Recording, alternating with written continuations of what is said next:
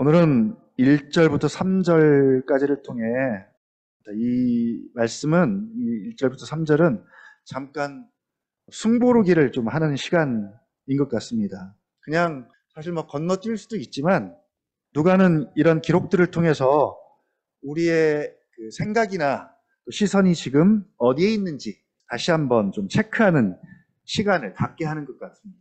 왜냐하면 워낙 담고 있는 내용들이 많고 또 지금까지도 되게 많은 내용들을 다뤄왔습니다. 그렇기 때문에 자칫 잘못하면 이제 배가 산으로 갈 수도 있고요. 혹은 별로 중요하지 않은 내용이 되게 중요한 내용으로 이렇게 둔갑해서 자리를 잡을 수도 있습니다. 그래서 이런 내용들을 통해서 누가복음이 하려고 하는 것이 무엇인지를 다시 한번 정리를 해주는 것 같습니다. 우리가 누가복음 7장까지 오면서 혹은 누가복음이 끝날 때까지 계속 실험해야 할 것들이 있다라고 계속 말씀을 드렸습니다. 그 중에 이제 첫 번째가 예수님의 정체성이었습니다. 예수님을 아는 지식이죠. 이 지식은 우리를 아는 지식과 맞물려 있습니다. 베드로는 깊은 곳에 그물을 내리라는 예수님의 말도 안 되는 명령에 순종함을 통해서 직관적으로 예수님이 어떤 분인지를 알게 되었고요. 그 지식에 견주어서 자신을 보게 됩니다. 백부장도 마찬가지입니다. 자신의 직업의식을 통해서 예수님의 권위와 능력을 알아보고 역시 그 지식에 견주어 자신의 존재를 알아보고 이만한 믿음을 가졌다라고 칭찬을 받습니다. 또 향유옥합을 깨뜨려서 예수님의 발에 부은 여인은 죄사함의 은혜뿐만 아니라 내 믿음이 너를 구원하였다라는 놀라운 믿음의 칭찬도 받습니다. 바로 예수 그리스도가 누구인지를 알아야 할 이 싸움을 우리가 계속 해야 하고요. 두 번째는 그러기 위해서는 우리의 맹인됨과 농인됨을 알고 자신을 보는 안목이죠. 그것들을 고백하고 예수님 앞에 나아가서 오직 은혜와 긍휼과 자비를 구하면서 이것 아니면 안 됩니다. 주님, 저를 불쌍히 여겨주십시오라는 그 간절함이 필요한데 이걸 누가복음적 언어로 표현하면 가난한 마음이라고 이렇게 정의를 했습니다. 가난한 마음. 이 가난한 마음으로 구할 가치가 있는 것들을 계속 구하고 찾고 두드리는 그 싸움입니다. 그리고 오늘 이제 세 번째 싸움입니다. 세 번째 씨름이죠. 1절입니다. 다시 한번 같이 읽어보겠습니다. 1절 시작. 그 후에 예수께서 각 성과 마을에 두루 다니시며 하나님의 나라를 선포하시며 그 복음을 전하실세 12 제자가 함께 하였고, 이제 세 번째 싸움은 하나님의 나라와 그 복음에 대한 싸움입니다. 그 예수님의 그 정체성과 그 정체성에 걸맞는 사역이 뭐냐면 바로 오늘 말씀입니다. 하나님의 나라를 전파하시고 그 복음을 전하는 것입니다. 그러니까 7장까지 예수님이 그 일을 하신 거잖아요. 7장까지를 요약하면 예수님의 사역을 요약하면 하나님 나라와 그 복음을 지금까지 전했습니다. 금시초문인데요? 이러면 곤란하죠. 지금까지 예수님이 그 일을 하셨습니다. 그러면 7장까지 오면서 우리도 예수님이 선포하신 하나님의 나라와 그 복음을 들었습니다. 그러면 그 선포된 하나님의 나라와 복음에 대한 어떤 마땅한 반응들이 있어야 되잖아요. 1절을 다시 보면 그렇게 예수님께서 그 일들을 하실 때 12 제자가 함께 했고 이 12 제자는 자발적 참여도 있었겠지만 특별한 부르심과 선택도 있습니다. 이 두 가지가 이제 같이 공존하겠죠. 그리고 2절과 3절을 보면 같이 한번 다시 읽어볼까요? 2절, 3절 시작. 또한 악귀를 쫓아내심과 병고침을 받은 어떤 여자들 곧 7 귀신이 나간 자 막달라 마리아인이라 하는 마리아와 헤롯의 청지기 구사의 아내 요한나와 수산나와 다른 여러 여자가 함께하여 자기들의 소유로 그들을 섬기더라. 예. 바로 선포된 하나님 나라와 복음을 맛보고 경험한 자들의 반응입니다. 특별히 여인들을 기록하고 있습니다. 이 여인들이 당시에는 인권과 인격이 무시당한 시대잖아요. 그러니까 물건입니다, 물건. 여자가 물건 취급당하고 소유로 취급받던 그런 시대입니다. 그래서 백성들의 수를 셀 때 여자를 포함을 안 시켰습니다. 그래서 여자에 대한 인권의식이 아주 바닥을 치던 시대인데, 오히려 성경은 이런 여인들을 지금 주목하고 세워서 예수님의 사역의 중요한 조력자로 이 여인들을 세우고 있습니다. 자, 중요한 건 뭐냐면 이들이 선포된 하나님의 나라와 복음을 경험하고 맛보고 안 자들이라는 사실입니다. 그래서 그 은혜가 너무 크고 압도적이어서 제자들 같은 경우는 예수님께서 따라오라, 팔로미 했지만 이 여인들은 지금 자발적으로 지금 참여하고 있거든요. 자발적으로 따라가고 있습니다. 그 은혜에 압도되어서 하나님 나라와 그 복음에 압도되어서 자발적으로 자신의 소유로 헌신하고 참여하고 함께한 자들입니다.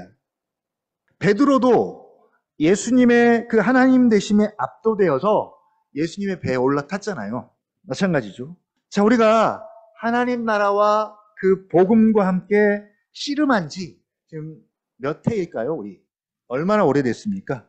하나님 나라와 그 복음을 안 지, 그리고 그 하나님 나라와 복음과 함께 씨름한 지 지금 몇 해, 얼마나 됐습니까?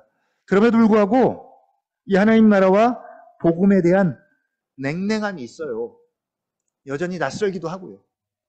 어떻게 합니까? 벌써 7장까지 오면서 이렇게 하나님의 나라와 복음에 대한 엄청난 반응으로 여자들이 등장을 하는데, 이 정도까지는 아니어도 그래도 우리가 하나님 나라와 복음에 대한 어떤 설레임이나 아니면 조금이라도 더 알고 싶고 더 파헤쳐보고 싶고 또 뭔가 그 실체를 좀 알았으면 좋겠다라는 그런 마음들이 우리에게 있어야 되는데, 그런 마음들이 잘 표현도 안 되고 노출이 잘 안 되는 거죠. 그래서 이제 예고합니다. 계시록이 끝나면 이제 7교회 중에 2개 했으니까 5개 남았네요. 5개가 끝나면 이제 저는 이제 로마서를 좀 하려고 해요. 복음에 제대로 한번 미쳐봐야 되지 않겠나라는 생각을 해봅니다. 물론 제정신으로는 안 되겠죠. 그렇다고 뭐 술을 먹을 수도 없고요. 성령님께서 우리를 복음에 좀 푹 한번 담가서 마치 배추가 소금에 절여진 그렇게 복음에 푹 담가서 정말 하나님 나라의 복음에 좀 절여져 봤으면 좋겠다라는 생각을 좀 해봅니다. 그 복음에 절여진 자의 고백을 이제 마지막 결론에서 우리가 한번 살펴보기로 하고요. 그리고 이 로마서로도 복음의 문제가 해결이 안 되면 이제 그런 생각을 해봐요.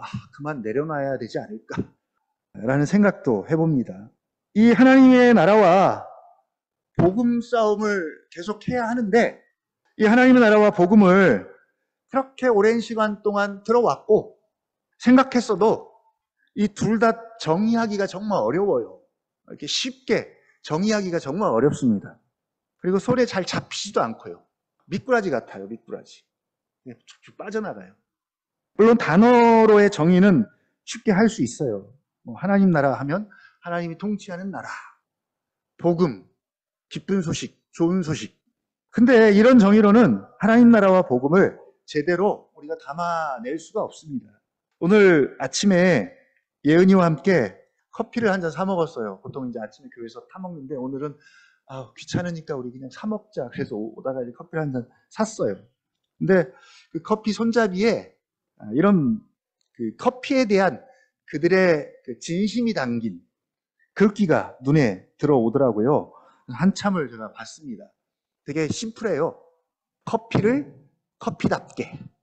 컵 표면에 씌어진 글귀였어요. 커피를 커피답게. 멋지죠? 커피가 뭐라고? 그냥 마시면 되지. 여기다가 철학적인 질문을 담았습니다.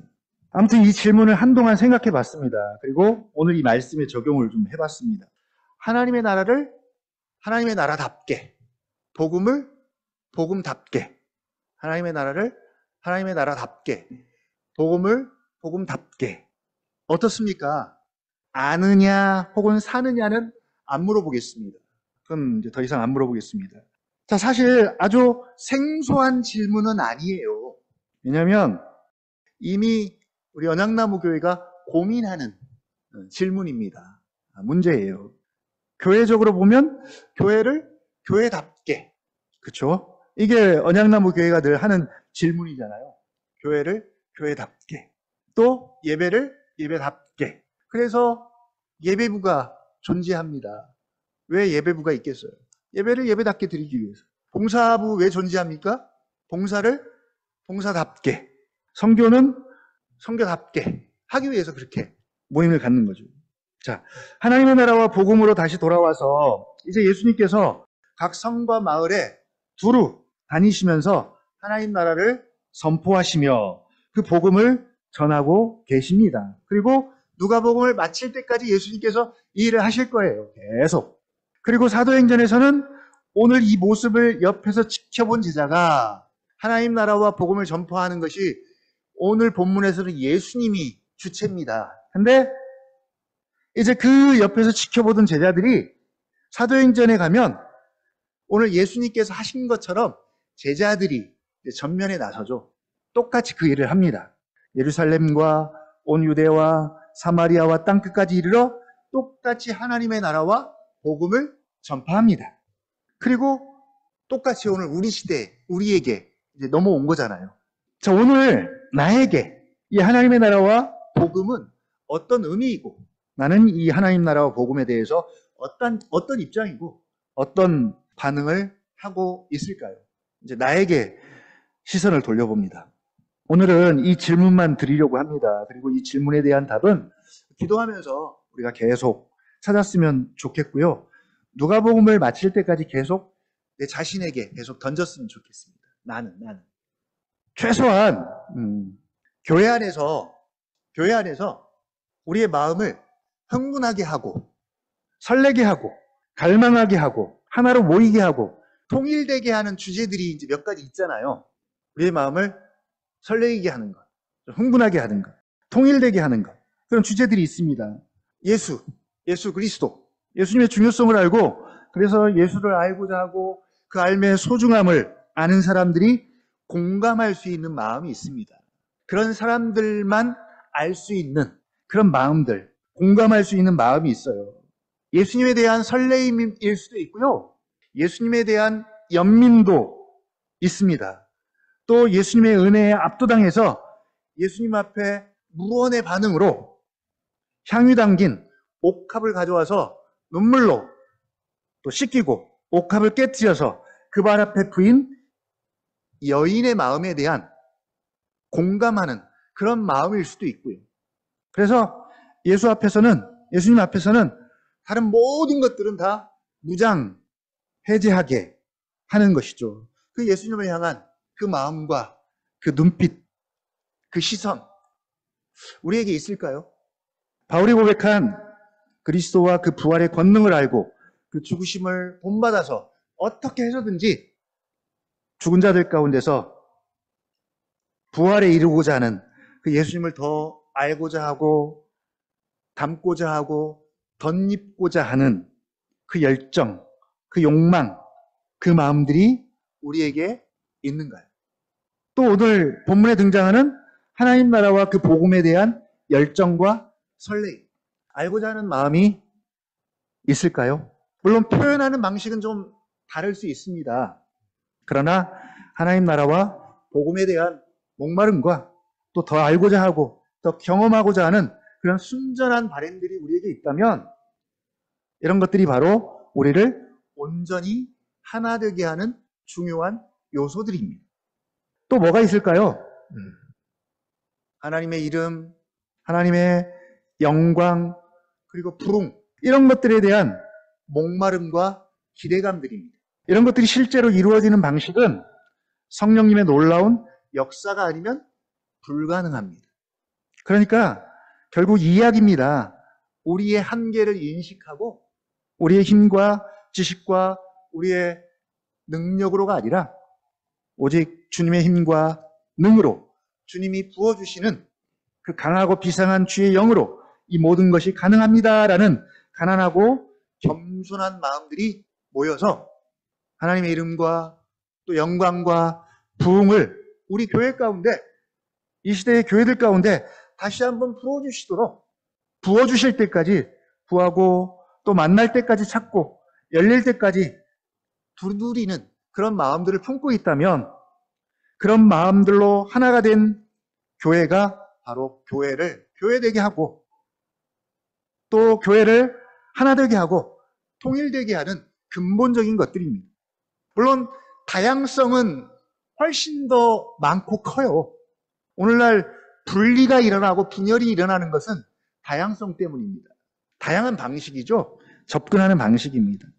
가정이 하나로 모이기 어려운 이유는 뭘까요? 가정이 4명, 많아봤자 5명이잖아요. 평균 4명입니다. 그런데도 하나 되기가 힘든 이유는 뭘까요? 각자가 이제 세대로 구분을 해버렸는데 각자가 좋아하고 관심 갖고 하다못해 먹는 방식까지 왜 그렇게 다양한지, 심지어는 진리를 알아가는 방법까지 다 달라요. 접근하는 방식도 다르고요. 바로 다양성은 너무 커지고 강해지는 반면에 그 다양성을 하나로 묶을 수 있는 힘, 통일성이 너무 약하니까 그렇게 되는 것이고, 다양성은 절대 나쁜 게 아닙니다. 가정이나 교회를 되게 풍성하게 하는 요소들입니다. 그러나 그 다양성을 하나로 묶을 수 있는 통일성이 없거나 약하면 그것은 풍성함이 아니라 오히려 교회나 가정을 분열로 이끌게 하는 저주죠, 저주입니다. 가정이나 교회를 하나 되게 하는 가장 중요한 요소들 중에 하나가 바로 오늘 하나님 나라와 복음입니다. 이 하나님 나라와 복음이 다시금 우리 마음의 중심에 자리 잡을 수 있어야 되겠습니다. 물론 이게 그냥 단순히 한 손으로 딱 움켜질 수 있는 그런 것은 아닙니다. 그래서 사실은 답답해요. 그리고 너무 방대합니다. 그러나 베드로처럼 직관적으로도 가능합니다. 어느 정도는 알 수 있어요. 백부장도 마찬가지입니다. 베드로도 마찬가지입니다. 그가 다 알았겠어요, 한 번에? 그렇지 않습니다. 최소한입니다. 최소한 하나님 나라와 복음을 알고자 하는 마음이 내 삶의 가장 중요한 우선순위에서 벗어나지 않도록 이 싸움을 먼저 했으면 좋겠습니다. 이게 쉬운 게 아니에요. 너무 바쁘고 너무 급한 일에 계속 우리가 쫓기는 삶을 살기 때문에 어느 순간 더 중요한 것들이 내 마음에 훨씬 더 많습니다. 그거부터 해결하고 그 다음에 하나님 나라와 복음이지, 그러다 보면 계속 뒤로 밀리게 되죠. 다른 이야기 할 때는 좀 덜 집중하더라도 하나님 나라와 복음 이야기 할 때는 눈빛이 살아나는 거죠. 눈빛이 살아있는 거예요. 어떤 사람한테 관심이 가세요? 어떤 사람한테? 하나님 나라와 복음에 대해서 더 관심 갖는 사람에게 더 마음이 끌리고 그가 더 사랑스러워 보이고, 목장 모임 시간도 사실 마찬가지죠. 동상이몽. 뭡니까? 각자 자기 이야기하다가 끝나는 거잖아요. 각자 자기 이야기하다. 통일성이 하나도 없습니다. 다양성은 존재해요. 왜냐하면 각자 자기 이야기 하니까.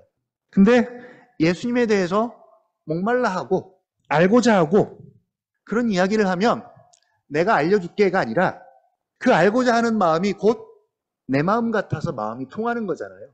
그 알고자 하는 마음이 딱 내 마음인 거죠. 내 마음 같아서 마음이 서로 통하는 거예요. 내가 하나님 나라와 그 복음에 대해서 잘 몰라서 참 속상하고 더 알고 싶은데 옆에 있는 목장 식구도 지체도 딱 내 마음인 거죠. 내 마음이에요. 그래서 같은 마음으로 하나님 나라를 구하고 각자가 경험하고 알게 된 하나님 나라와 복음을 서로 주고받을 때 그 살아있는 눈빛들, 그때 눈빛이 살아나는 거죠. 이것이 바로 우리를 하나 되게 하는 겁니다. 아까 말씀드렸던 예수님 마찬가지고요. 예수님의 이름과 영광, 부흥 마찬가지고. 예를 들면 목장 모임 시간에 누군가가 부흥에 대해서 이야기하면 저는 막 흥분할 것 같아요. 영광에 대해서 이야기하면. 자, 마지막으로 오직 복음으로 자신을 소개하고 있는 한 사람이 여기 있습니다.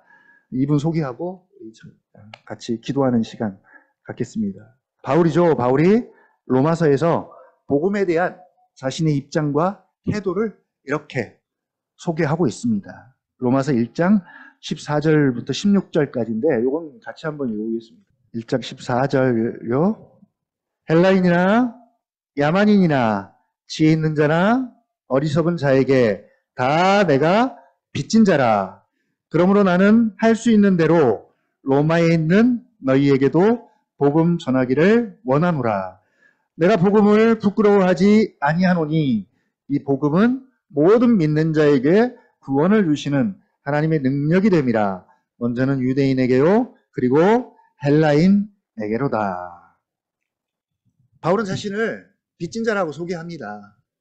그리고 빚을 졌기 때문에 할 수만 있는 대로 로마에 있는 너희에게도 복음 전하기를 원하노라 라고 고백합니다. 누가 시켜서도 아니고 빚진 자이기 때문에 그 빚을 갚아야 합니다.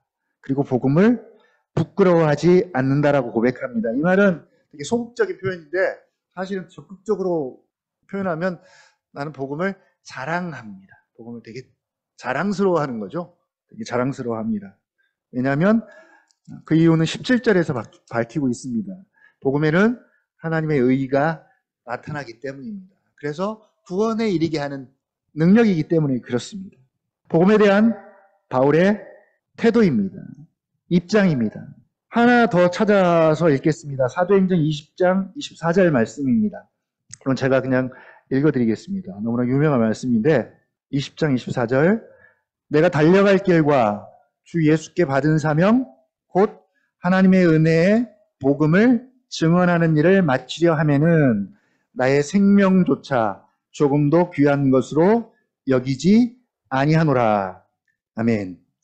하나님의 나라와 복음이 예수님의 사역을 통해서 더 구체적으로 이해되고 정말 손에 잡혀서 정말 직관적으로도 깨달아져서 우리가 여인들처럼 하나님 나라와 복음에 함께 동참하고 헌신할 수 있는 저와 우리 연합나무 교회 되기를 주님의 이름으로 부탁을 드립니다.